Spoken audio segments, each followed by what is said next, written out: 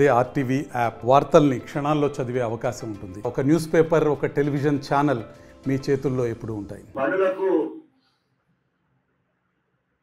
ఆమోదం తెలియజేసే పరిస్థితి కనబడుతుంది. దాన్ని తీవ్రంగా ఖండిస్తున్నాం. దయచేసి 21 నెలల కాంగ్రెస్ ప్రభుత్వంలో చెప్పడం కాదు, మీ దస్కత్తోటి ఒక శ్వేతపత్రాన్ని విడుదల చేయాలని డిమాండ్ చేస్తా ఉన్నాం. శ్వేతపత్రంలో నువ్వు ఇప్పటి వరకు చెల్లింపులు ఏం చేసినావు, నువ్వు పనులు ఎక్కడ చేసినావు, ఏమేమి చెల్లింపులు చేసినావో శ్వేతపత్రాన్ని విడుదల చేయాలని తెలియజేస్తా ఉన్నాను. నువ్వు ఎంతో గొప్పగా చెప్పే యంగ్ ఇండియా ఇంటిగ్రేటెడ్ స్కూల్, ఇప్పటి వరకు మీ అధినాయకుడు రేవంత్ రెడ్డి ఏమో అప్పుల కోసం తిరుగుతున్నాడు. ఇంటిగ్రేటెడ్ స్కూళ్ల కోసము 1000 కోట్ల అప్పులు కావాలని తిరుగుతుంటే ఢిల్లీకి ఇప్పుడు 54వ సారి రేవంత్ రెడ్డి పోయిండు. ఆయన మాటల్లోనే నన్ను చెప్పులు దొంగతనం చేసే వాళ్ళ లెక్క చూస్తున్నారు, నా దగ్గర చిల్లి గవ్వలేదు, నన్ను కోసి పోగులేసుకొని అమ్ముకుంటారా? ఇంకా ఎవరైనా ఇట్లా మాట్లాడినాక ఎవరైనా కాంట్రాక్టర్లు పని చేయడానికి వస్తారా? కాబట్టి ఎక్కడ కూడా కాంట్రాక్టర్లు పనులు చేయట్లేదు. ఎక్కడన్నా ఇందిరమ్మ ఇల్లు కట్టుకునేటోళ్ళు ముందుకు వస్తారా? బిల్లు రాదు, అప్పుడ పాలైతామని ఎవరు కూడా ఇందిరమ్మ ఇల్లు కట్టుకోవడం లేదు.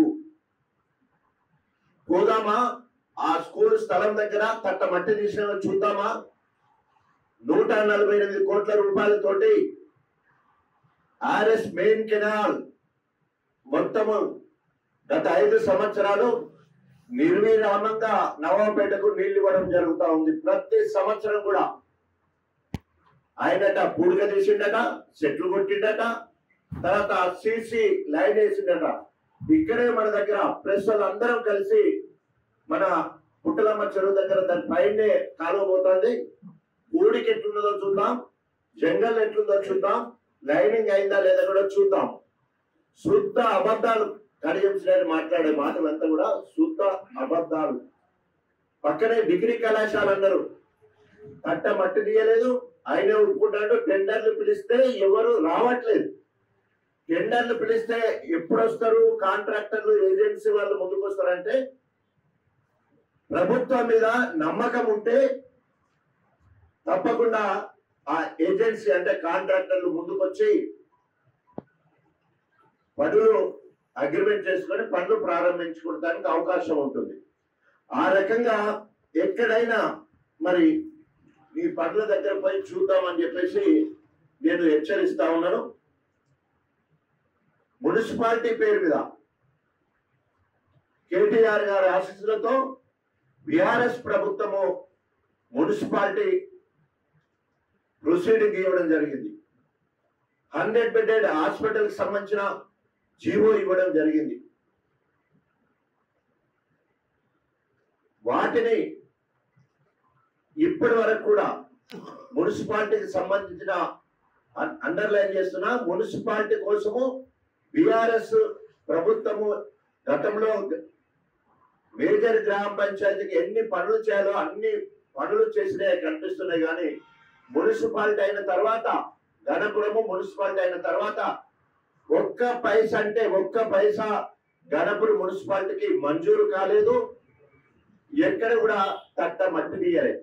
గణపురం ప్రజల నుండి తప్పించుకొని తిరుగుతున్నాడు అనేది నిజం. తను అభివృద్ధి జపం చెప్పడము శుద్ధ అబద్ధం. ఇది నిన్న విడుదల చేసిన కాగితం, ఇది చిత్తు కాగితంతో సమానం. It's not a proceeding copy, it's not a proceeding copy. ఇది ఎవరో చేసిన ముద్ర, ఒట్టి ముద్ర మాత్రం ఉన్న దీని మీద కనీసము సంతకం పెట్టే ధైర్యం లేని పిరికోడు కడియం. సంతకం కూడా పెట్టని పిరికోడు కడియం శ్రీహరి. ఇది ప్రొసీడింగ్ కాదు. నేను గతంలో చెప్పినట్టు ఇది ఓన్లీ ప్రపోజల్స్. దాని మీద ఎక్కువ వర్క్లలో జీఓ టు బి టేకెన్ అంటే ఓన్లీ ప్రపోజల్స్ ఇచ్చామని మాత్రమే అర్థం వస్తుంది. సో దీన్ని మీ అందరి సమక్షంలో ఈరోజు తగలబెడతా ఉన్నాం. ఇట్లాంటి వాగ్దానాలు, అబద్ధపు వాగ్దానాలను తగలబెడుతున్నాం. దయచేసి సహకరించాల్సిందిగా కోరుతున్నాం. గోబెల్స్ ప్రచారం చేసుకుంటూ 30 సంవత్సరాల నుండి గణపురం నియోజకవర్గ ప్రజలను మోసం చేస్తూ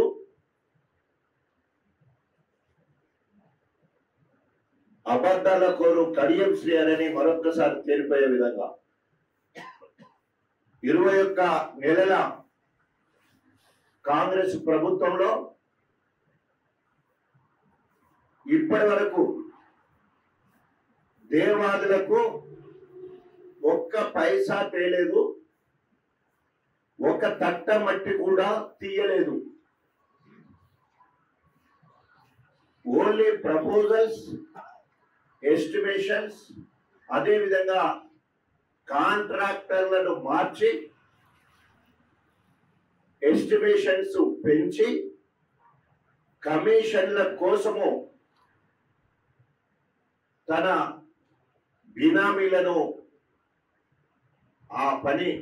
బినామీలకు పని అప్పచెప్పడం కోసమే ఈరోజు పనులు మార్చే కార్యక్రమం.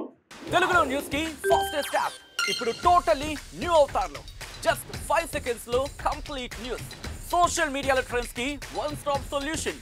Live TV app voice search option తో ఇప్పుడే డౌన్లోడ్ చేయండి లేదా అప్డేట్ అయిపోండి. యాప్ లింక్ డిస్క్రిప్షన్ లో ఉంది.